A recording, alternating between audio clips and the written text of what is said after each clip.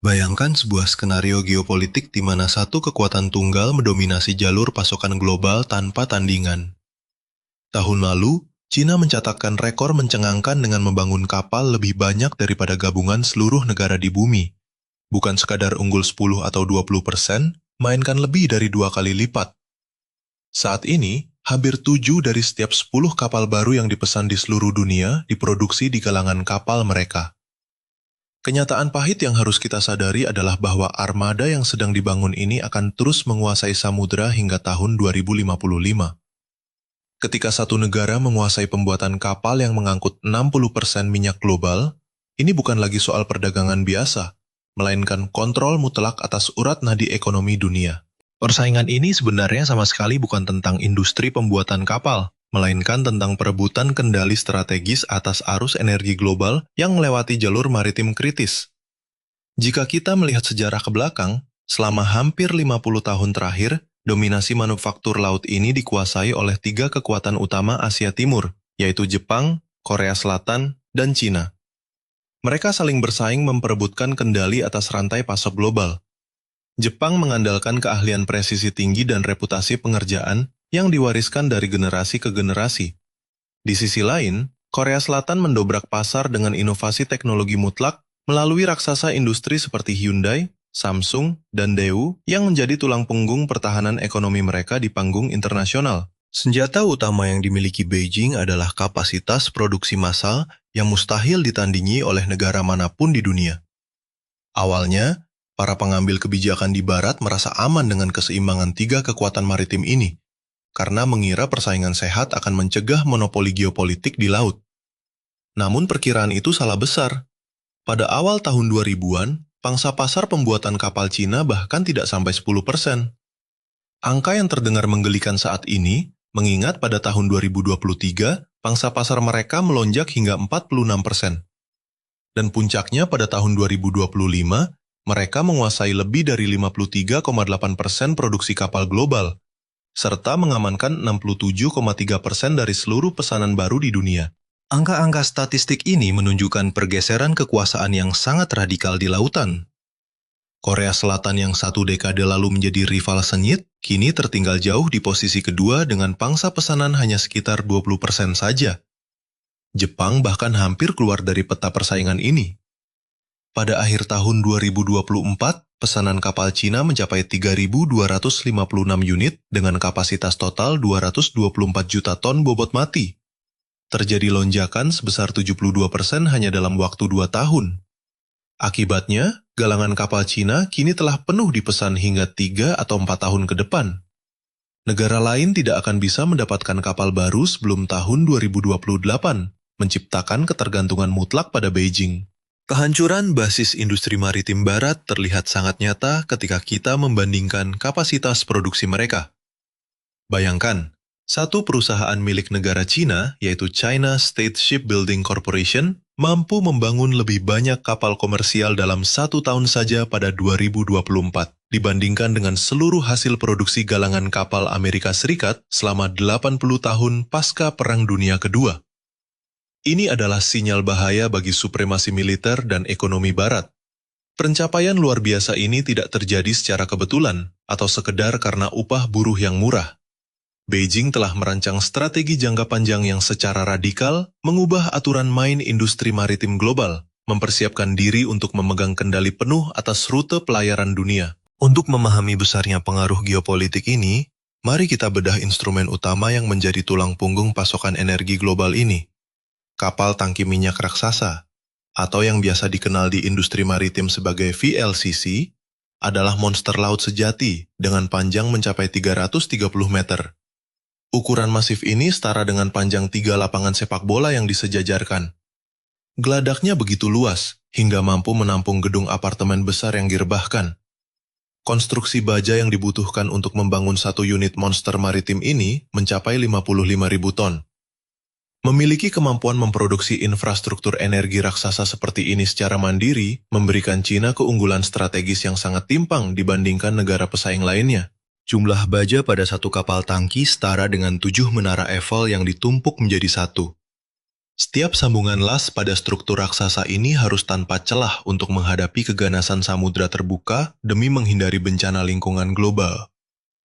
Di dalam lambungnya tersimpan 2 juta barel minyak mentah yang terus-menerus menghantam dinding kapal selama pelayaran melintasi rute-rute laut internasional yang berbahaya. Bayangkan signifikansi strategisnya bagi ketahanan energi sebuah negara superpower. Jumlah muatan dari 1 unit kapal ini saja sudah mampu memenuhi 10% dari seluruh kebutuhan konsumsi harian minyak Amerika Serikat. Penguasaan atas rantai logistik energi ini memberikan daya tawar geopolitik yang luar biasa besar bagi Beijing. Satu pelayaran kapal ini memegang kendali atas kelangsungan roda ekonomi sekutu maupun lawan politik di kancah global. Contoh nyatanya adalah kapal Junwang yang diserah terimakan di Dalian pada awal 2026. Kapal ini menjulang setinggi gedung 20 lantai dengan mesin penggerak setinggi bangunan 4 lantai yang menghasilkan tenaga 100.000 daya kuda. Kekuatan mesin sebesar ini bukan dirancang untuk kecepatan tinggi, melainkan untuk memastikan pasokan komoditas seberat 300.000 ton tetap bergerak tanpa henti melintasi samudra demi mengamankan kepentingan nasional. Kemampuan meluncurkan armada canggih ini secara beruntun menunjukkan kesiapan industri Cina dalam memimpin tatanan maritim dunia baru. Kita sedang menyaksikan sebuah mesin industri militer raksasa yang bekerja dengan tingkat efisiensi yang menakutkan bagi para analis pertahanan barat. Di galangan kapal Shanghai Waigaoqiao atau Dalian, proses perakitan tradisional yang lambat dan bertahap telah sepenuhnya ditinggalkan. Metode kuno yang membangun kapal lapis demi lapor dari bawah ke atas membutuhkan waktu bertahun-tahun dan sangat rentan terhadap keterlambatan rantai pasok. Namun, para perencana strategis Cina menyadari bahwa dalam perebutan hegemoni global, waktu adalah senjata utama yang tidak boleh disia-siakan. Mereka merevolusi seluruh proses manufaktur pertahanan maritim ini menjadi sebuah sistem modular yang bergerak sangat cepat layaknya lini produksi senjata perang modern. Ketika metode lama membutuhkan waktu 4 hingga 5 tahun untuk menyelesaikan satu kapal komersial, Cina memangkasnya secara drastis melalui inovasi integrasi sipil militer. Para insinyur membagi cetak biru kapal menjadi lebih dari 100 blok raksasa dengan bobot mencapai 600 ton berbagian. Seluruh blok ini diproduksi secara paralel di berbagai fasilitas manufaktur yang tersebar luas, sebelum akhirnya disatukan menggunakan derek raksasa dengan presisi sangat tinggi. Ini adalah doktrin konstruksi blok modular, sebuah konsep teknologi canggih yang diadaptasi langsung dari industri kedirgantaraan militer untuk pembuatan roket hulu ledak. Strategi revolusioner inilah yang memungkinkan Beijing melipat gandakan kekuatan maritim mereka dalam sekejap. Melalui metode revolusioner ini, waktu pembuatan kapal yang mulanya memakan waktu 5 tahun, kini dapat dirampungkan dalam waktu kurang dari 2 tahun tanpa mengorbankan kualitas struktural sedikitpun.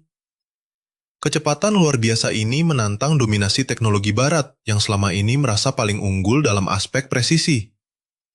Tantangan terbesar geopolitik dalam manufaktur presisi ini adalah bagaimana menyelaraskan lebih dari 100 blok baja seberat ratusan ton agar saling mengunci dengan akurasi setingkat mili, detik. Kegagalan sekecil apapun pada struktur utama akan berujung pada kerugian finansial yang masif, serta melemahkan ketahanan fisik kapal di medan laut yang ekstrim. Solusi teknologi yang diterapkan Cina dalam memecahkan teka-teki rumit ini benar-benar akan mengubah jalannya sejarah maritim dunia. Mari kita lihat lebih dekat bagaimana Tiongkok membangun hegemoni maritimnya. Di galangan kapal terbesar mereka, jutaan sensor kecil ditanam di seluruh area konstruksi untuk mengumpulkan data geopolitik industri secara real-time. Melalui jaringan berkecepatan tinggi, data ini dialirkan ke sistem kecerdasan buatan yang memantau setiap milimeter struktur baja. Jika ada bagian yang bergeser, bahkan hanya seukuran sehelai rambut, sistem akan langsung mendeteksinya secara instan. Ini bukan sekedar efisiensi produksi, melainkan standarisasi militer untuk mendominasi jalur pelayaran global. Deteksi presisi luar biasa pada struktur sebesar 3 lapangan bola ini memastikan armada masa depan mereka bebas dari cacat struktural. Dan keunggulan strategis ini tidak berhenti di situ. Mari kita bedah teknologi pengelasannya. Dalam kalkulasi geopolitik, keandalan armada adalah segalanya. Karena setiap kapal harus mampu beroperasi selama 25 hingga 30 tahun di lautan luas. demi menjaga jalur pasokan energi tetap aman. Pengelas manusia memiliki batas kelelahan yang bisa memicu kegagalan fatal pada lambung kapal saat menghadapi badai dahsyat. Guna mengeliminasi risiko tersebut, Beijing mengotomatisasi pengelasan kritis menggunakan lengan robotik laser yang bekerja tanpa henti pada plat baja setebal 50 mm.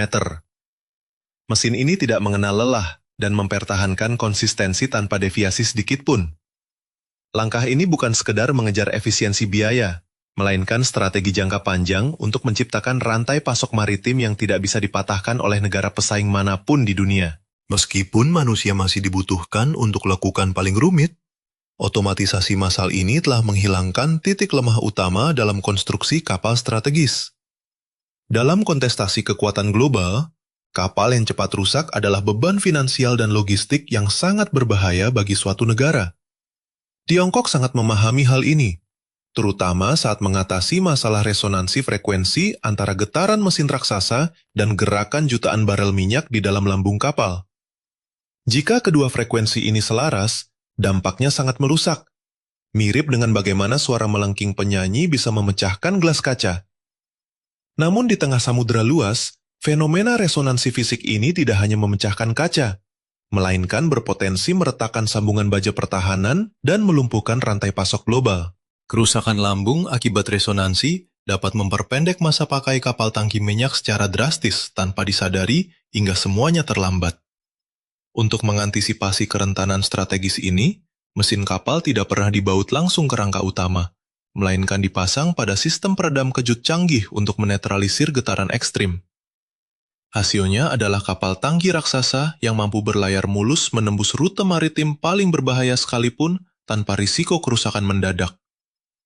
Ketika semua inovasi ini digabungkan, mulai dari konstruksi modular yang memangkas waktu pembuatan hingga pengawasan sensor berbasis kecerdasan buatan, kita tidak sedang melihat evolusi industri biasa. Ini adalah revolusi manufaktur, militer, dan sipil terintegrasi yang dirancang untuk mendominasi samudera. Anda dan saya harus menyadari bahwa ini adalah strategi geopolitik terstruktur yang memaksa kekuatan maritim tradisional seperti Yunani, Norwegia, dan Timur Tengah untuk bergantung pada infrastruktur Tiongkok. Ketergantungan global ini tercipta karena kapal-kapal buatan Tiongkok terbukti jauh lebih andal dan efisien di tengah ketidakpastian ekonomi dunia. Namun, dominasi fisik galangan kapal ini barulah permulaan dari ambisi yang jauh lebih besar. Coba bayangkan, Anda berdiri di atas dek kapal tanker sepanjang 3 lapangan sepak bola, menatap 2 struktur kokoh setinggi 40 meter yang terbuat dari serat karbon ringan berkekuatan militer. Itu adalah layar angin berteknologi tinggi pada kapal tanker minyak modern. Ini bukan dekorasi, melainkan senjata efisiensi energi yang mematikan. Struktur aerodinamis ini memanfaatkan tenaga angin untuk memangkas konsumsi bahan bakar hingga hampir 10%, sebuah angka yang mengubah peta persaingan energi global.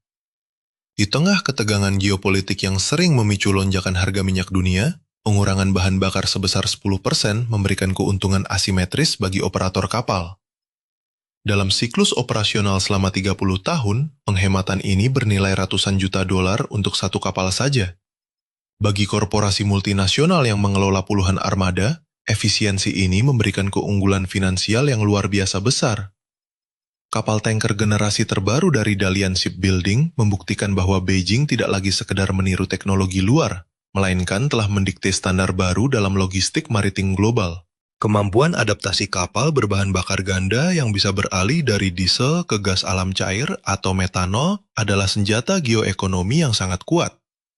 Pada November 2024, Tiongkok meluncurkan kapal tanker raksasa berbahan bakar ganda metanol pertama di dunia, mendahului seluruh pesaing barat. Dengan mengintegrasikan kecerdasan buatan dalam manajemen navigasi dan kargo, mereka berhasil mengantisipasi regulasi lingkungan internasional yang semakin ketat.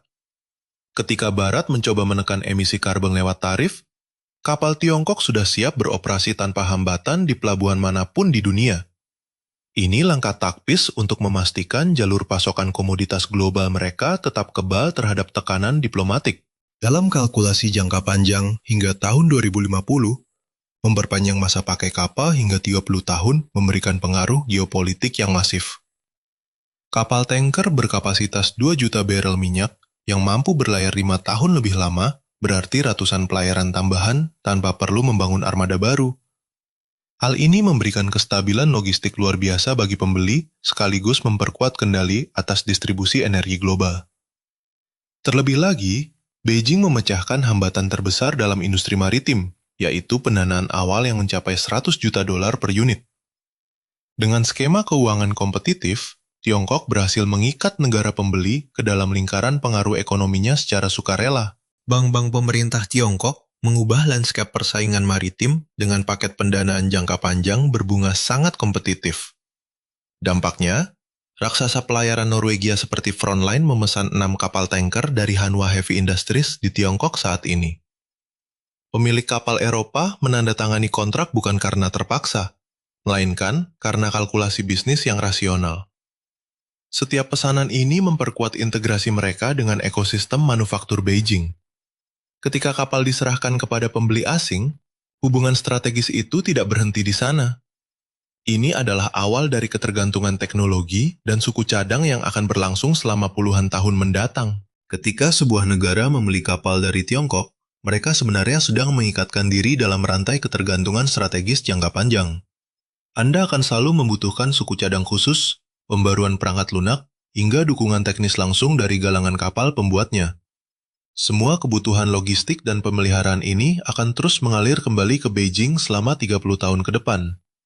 Ini bukan sekedar transaksi jual-beli barang biasa, melainkan pembentukan jaringan pengaruh geopolitik yang mengikat puluhan negara di dunia. Disinilah letak rahasia kekuasaan yang sesungguhnya. Kekuatan sejati Tiongkok bukan hanya pada baja kokoh atau teknologi layar serat karbon mereka, melainkan pada kendali mutlak atas infrastruktur vital yang menggerakkan roda energi global hari ini. Mari kita lihat peta kekuatan dunia dari sudut pandang yang berbeda. Sekitar 60% minyak bumi yang diperdagangkan secara global harus melintasi lautan luas menggunakan kapal tanker, bukan lewat pipa darat ataupun kereta api. Menariknya, sebagian besar kapal raksasa pembawa energi ini lahir dari galangan kapal Tiongkok. Mulai dari Teluk Persia menuju Eropa, hingga dari Timur Tengah menuju Jepang, semuanya bergantung pada kapal buatan Beijing. Kondisi ini menciptakan keterikatan permanen antara produktivitas industri Tiongkok dan ketahanan energi dunia. Dahulu, kekuasaan berada di tangan pemilik cadangan minyak seperti Arab Saudi atau Rusia yang mengendalikan keran produksi. Namun kini, kontrol sejati bergeser kepada siapa yang menguasai armada pengangkutnya. Tanpa adanya galangan kapal yang memproduksinya, armada laut ini tidak akan pernah ada di peta dunia. Dengan menguasai sarana transportasi global ini, suatu negara bisa mendikte distribusi energi tanpa perlu memiliki satupun sumur minyak. Tiongkok tidak perlu ikut menetapkan kuota produksi organisasi negara pengekspor minyak atau OPEC, atau melakukan pengeboran di Teluk Meksiko. Mereka cukup mengendalikan pasokan kapal yang mengangkut 60% minyak dunia. Kapal-kapal yang sedang dirakit hari ini dirancang untuk terus berlayar hingga tahun 2055 nanti. Ini adalah cetak biru jangka panjang yang akan menentukan bagaimana energi mengalir di planet bumi selama 30 tahun ke depan. Sebuah dominasi struktural yang sangat masif. Pengaruh luar biasa ini akan terus terasa dalam perekonomian global, bahkan setelah generasi pemimpin politik saat ini lengser dari kekuasaannya. Lembaga internasional seperti BIMCO yang memantau risiko pelayaran global mulai khawatir dengan pemusatan kekuatan industri ini. Ketika kapasitas produksi kapal dunia menumpuk di satu negara, guncangan apapun di sana, baik konflik politik, ketegangan dagang, maupun bencana alam, akan langsung melumpuhkan rantai pasok global selama bertahun-tahun. Ketergantungan ini bukan lagi sekedar masalah ekonomi biasa, melainkan ancaman keamanan struktural yang nyata. Pemerintah Amerika Serikat menyadari bahaya ini secara langsung. Pada Januari 2025, mereka resmi merilis laporan yang menyebut dominasi maritim Tiongkok telah merugikan perdagangan mereka. Laporan tersebut, yang dirintis sejak era Joe Biden dan dilanjutkan oleh Donald Trump, menegaskan bahwa dominasi maritim Tiongkok adalah hasil rekayasa geopolitik lewat subsidi besar pemerintah dan persaingan tidak sehat. Menanggapi ancaman ini, pada April 2025, Washington mengumumkan pengenaan biaya pelabuhan bagi kapal buatan Tiongkok yang memasuki wilayah Amerika Serikat. Biaya masuk dimulai dari $18 per ton bersih dan diproyeksikan melonjak hingga $33 pada 2028. Kebijakan keras ini dirancang untuk memukul daya saing Beijing, sekaligus memberi sinyal kuat bagi kebangkitan kembali industri perkapalan domestik Amerika Serikat yang telah lama mati suri. Reaksi balasan dari Beijing tidak butuh waktu lama dengan menerapkan tarif pelabuhan serupa bagi kapal berbendera Amerika Serikat. Namun, eskalasi ini tiba-tiba mereda pada November 2025 saat kedua kepala negara menyepakati penangguhan tarif selama 1 tahun sebagai bagian dari kesepakatan dagang yang lebih luas.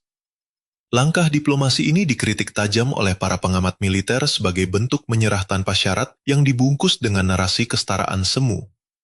Bagaimana tidak, Amerika Serikat membebaskan tarif untuk lebih dari 10.000 kapal Tiongkok, sementara Tiongkok hanya membebaskan tarif untuk 183 kapal Amerika Serikat. Ketimpangan jumlah ini menunjukkan betapa sulitnya mencari solusi nyata untuk membendung kekuatan industri raksasa Asia tersebut. Realitas di lapangan saat ini menunjukkan ketimpangan kapasitas industri maritim yang sangat mengkhawatirkan. Kurang dari 1% kapal komersial baru di dunia diproduksi di Amerika Serikat, yang hanya meluncurkan 1 kapal komersial besar sepanjang tahun 2024. Bandingkan dengan Tiongkok, yang meluncurkan 717 kapal serupa pada periode yang sama. Washington hanya memiliki 8 galangan aktif yang mampu memproduksi kapal berukuran besar, sementara Beijing telah membangun kekaisaran industrinya secara konsisten selama 25 tahun terakhir. Upaya mengejar ketertinggalan ini melalui rancangan undang-undang seperti Undang-Undang Galangan Kapal maupun insentif pajak baru dari Gedung Putih akan membutuhkan waktu puluhan tahun dan dana miliaran dolar. Skala dominasi ini semakin nyata ketika raksasa galangan kapal Tiongkok melakukan merger pada tahun 2025, membentuk sebuah entitas dengan daftar pesanan lebih dari 530 kapal dan proyeksi pendapatan hingga 18 miliar dolar. Kekuatan satu perusahaan tunggal ini bahkan jauh melampaui gabungan seluruh industri perkapalan komersial Amerika Serikat. Lebih mengkhawatirkan lagi, industri ini dijalankan dengan strategi integrasi militer sipil dari Beijing. Artinya, fasilitas, tenaga kerja, dan teknologi yang digunakan untuk membangun kapal komersial juga dipakai untuk memproduksi kapal perang. Ironisnya, sekitar 75% pesanan kapal di galangan ganda ini berasal dari perusahaan asing sekutu barat yang secara tidak langsung mendanai armada tempur laut Tiongkok. Setiap kali sebuah perusahaan pelayaran Yunani atau operator tanker Norwegia memesan kapal baru ke Tiongkok, aliran dana segar mengalir masuk untuk menyokong infrastruktur militer mereka. Kini, Anda dan saya bisa melihat dengan jelas bagaimana transaksi bisnis biasa menjelma menjadi instrumen kekuasaan yang nyata. Itulah sebabnya Washington memandang kebangkitan maritim Beijing ini sebagai ancaman keamanan nasional yang sangat mendesak. Lembaga Kajian Strategis Internasional juga menegaskan bahwa dominasi ini bertujuan membangun pengaruh global. Di tengah ketegangan geopolitik yang memanas, kendali atas pembuatan kapal energi dunia adalah perebutan kekuasaan, dan saat ini, seluruh galangan kapal Tiongkok sudah penuh pesanan untuk 4 tahun ke depan. Kapal-kapal yang akan dikirim pada 2028 sudah dipesan sejak bertahun-tahun lalu, sehingga dominasi armada Tiongkok di lautan dunia sulit dibendung oleh kebijakan instan manapun. Sekalipun dunia mengalihkan pesanan mereka besok pagi, komposisi armada laut untuk dekade mendatang sudah terkunci rapat sejak hari ini. Struktur fisik masa depan maritim saat ini sedang dilas di galangan Beijing. Selama ini, analisis mengenai kontrol laut terlalu terfokus pada aspek militer tradisional seperti kapal perang dan kapal selam. Padahal, ada dimensi kekuatan sipil yang jauh lebih menentukan hajat hidup masyarakat dunia, yaitu kendali komersial atas kapal-kapal pembawa pasokan energi yang menggerakkan peradaban kita. Kekuasaan sejati ini terletak pada kendali menentukan apa yang dikirim, kemana tujuannya, dan di bawah aturan siapa logistik itu berjalan. Pengaruh politik ini bukan lahir dari moncong senjata, melainkan dari dominasi atas rantai pasok vital tanpa tandingan. Ketika Tiongkok menguasai 60% kontrak kapal ramah lingkungan global, mereka sedang bersiap menjadi penyedia tunggal teknologi hijau masa depan saat tekanan dekarbonisasi memuncak.